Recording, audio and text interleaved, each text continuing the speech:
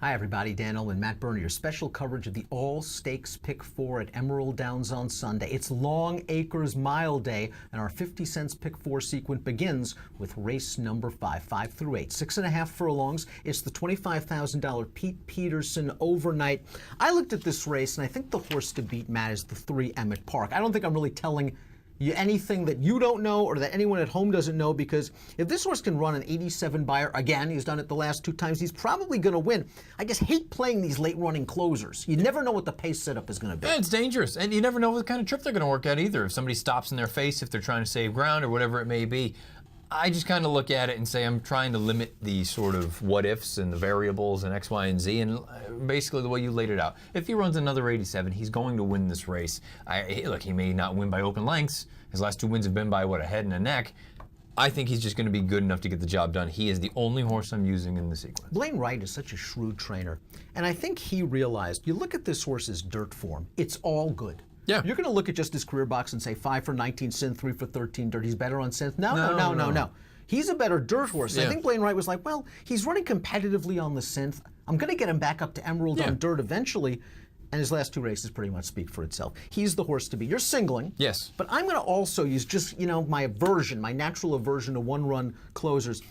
I'm going to also use Blame It on Royce. Blame It on Royce is a very lightly raced horse, and I wonder if he's starting to figure it out. This is going to be his 4th race without a layoff line. That's been a problem for this horse. I think he's feeling good, and he's got speed. So I'm hoping the bookend this field early, and one of them gets it done for me. Blame It on Royce. Buyers moving the right way. Another Blaine Wright trainee. Is there any concern that, you've got the 1 Candy Ruby down on the inside that's got speed. You've got the 2 who at least is shown to be able to sit a little bit, but is there any concern that they're going to get hooked early on? Even the 4, Bet the Harbor's got some speed. Well, if he gets hooked, then he's in trouble. I'm hoping that his it helps speed, the other Blaine Wright horse. It helps the other Blaine Wright. Candy Ruby, who knows what we're going to get? There's the good Candy Ruby, the Robertino Diodoro Candy Ruby, and then there's the Blah Candy Ruby, the Jack Van Berg Candy Ruby. Michael Puig is a very good trainer. Maybe Candy Ruby shows some speed and hurts the 5, Blame It on Royce. If I was using Ticketmaker, A, Emmett Park, B, Blame It on Royce, but you're going to go with Emmett Park as a single. Second leg of the 50 cent Pick 4 on Long Acres Mile Sunday is the King County overnight. $25,000 is the purse. Where are you going in here? I think there's a lot of speed signed on. I think they're going to go fast early on, and I kind of wanted to have a couple of horses that would at least be running on at the end. Whether they were too far back, so be it. I'm going to use the 1 BCZ Middleton, who again on paper for Jeff Metz, slow, can't win the race, but if you get the right setup, anybody can win the race. The 2 Quattro. Yeah. When I looked at it, I go, I'm going to butcher this one. I don't know how it goes out. Another horse that, again, slow on paper, but at least should get the setup. Will be running on late. The horse I have most of my interest in, though, in this spot is the 6. I think the 6. That's the one. I think the 6 is the horse to beat, and I'm not. You go ahead. Tell me how. She's the one. Oh, how to pronounce it? Her pronounce is Jerry to carry, I guess. She's won her last 4 races. She's done it in versatile fashion. I like the outside post. They're going to line up in front of her, I think, and she's going to sit in the second flight. Yeah. She's going to get the jump. She's really I don't think there are going to be too many excuses because she just fits from a speed figure standpoint, etc. The question I have for you is, because we're both going to use Jerry to carry, I think it's sort of our main weight horse. Yeah. What do you do with 3 Forks Gold? 3 Forks Gold is a 3-year-old earned figures, very, very competitive with these horses. Yeah. She's now 4. She's supposedly more mature, physically, emotionally, what have you. I just can't take her off a year layoff. No, I was going to say a year layoff, and then you also consider the other speed that's in this spot. Her only victory to date, she was a half length off of it, which again, to me, I know maybe the numbers are going to look like, oh, well, she sat. Well, no, if you're a half length off, you're kind of going with them.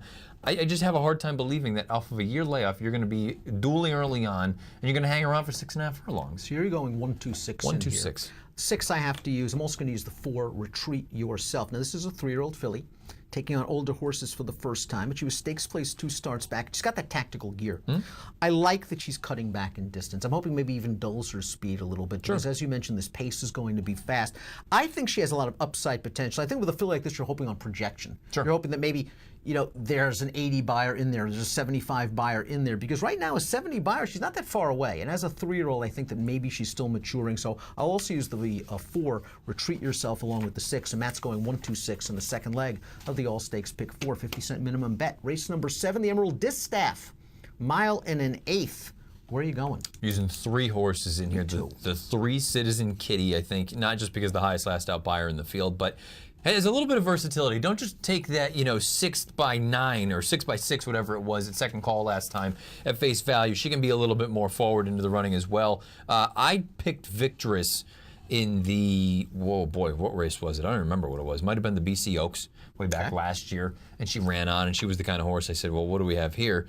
And she's been okay, but I think, again, if for some reason they decide to go early on, she's going to make a run at the end of it. But there is one horse they're all going to have to beat. And it's Hollendorfer's horse, Plastered. If Plastered remembers who she's been running against, particularly 2 starts back against Faithfully, who came back and ran so well down at Del Mar in the Clement Hirsch, she's just going to win this race, period. No, she's the horse to beat. Her company lines, that figure against Faithfully, just that 90 buyer would be very, very tough for anyone here to beat. I agree with your sentiments. I think Citizen Kitty is usable. I think Victress is usable. Maybe use Psycho Sister as a B or a C. Speed, the rail, the distance is something to worry about. That was a fast pace in the Boeing Stakes. And Citizen Kitty, the winner of that race, came from off of it. Princess Kenny, the third place finisher, came from off of it. Psycho Sister was up on that pace. I think it's that effort better than it looked on paper. She might be a little better on synth or turf, but I think she's going to be out there on the lead. And if they leave her alone, and I really don't see a ton of early gas to go with her, maybe she could steal this at a big price, 15-1 on Psycho Sister. I'd use her as a backup. I think Plastered would be my A, and I think Citizen Kitty and Plastered are my A's. Victress and Psycho Sister my backups. Yeah, I think that's a very logical way of looking at it. My only concern, even with Psycho Sister, even if they let her go, I wonder if she's a little slow. Class and distance. Class 2. Yeah, that's not a big concern. The Longacres Mile, the anchor leg of this all-stakes pick 4 is your DRF.com formulator race of the day. That means, of course, if you go to the race of the event page on DRF.com, you have free formulator past performances waiting for you, as well as a very pleasant and informative video with you and I discussing these horses in what depth. What a sell that was. Now, pleasant and informative. Pleasant and informative video discussing every horse in the race for pick 4 purposes. Where are you going? Well, so this is the thing. I feel like I really could just stand on the horse that I like in here, Mach 1 Rules, because I just felt like he was much the best in that most recent start at the Mount Rainier, and I think he's going to work at a similar trip. If I want to use Ticketmaker, I'll use a couple other horses as Bs. I'll use the 11 Barkley because I do think he got a little bit stymied in traffic, and I'll use one of the very logical horses in here, Seattle Serenade.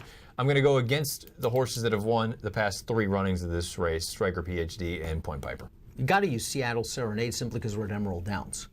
Seattle Serenade also is a pretty good horse trained by Jerry Hollendorfer, who won this race with Point Piper. And as we talked about in the video, I think he's just going to get a great trip stalking the leader, who might be Chief of Staff. I'm using Chief of Staff a loyalty play. I'm concerned about this distance. I think he's a little bit better as a sprinter, but he's run some races. Sure. And then I think you have to use the X factor. I really think that Gold Rush Dancer is going to come up with a good effort. In his 3rd start of the form cycle, he was a good 2-year-old at Emerald Downs. He's proven over this track. And again, I think that Van Belvoort circled this race after putting him away for the winter. Sure. He brought him back a little late, June, yeah. And I wonder if maybe he said, let's get 2 preps. He's had improvement in each and every race. I like his tactical speed. He handles a mile. He's an interesting horse, Gold Rush Dancer. I'm going 6-10-3. Where are you going? Yeah, I'm going to use 9 as the A. I'll use the 11 Barkley as a B. I'll use Seattle Serenade as a B. And really the big play for me, I agree with you with Gold Rush Dancer. If he delivers one of his best races, he can certainly win. I guess the other sort of stance for me is fade the past winners of this race. I think that's a fair point. Point Piper and especially Striker PhD. I'm terrified of him. If they beat me, they beat me. Because I really think, we talked about it in the video, he might be dirtied up a little bit coming into this race. Point Piper, on the other hand, I wonder if he's getting a little bit long in the tooth.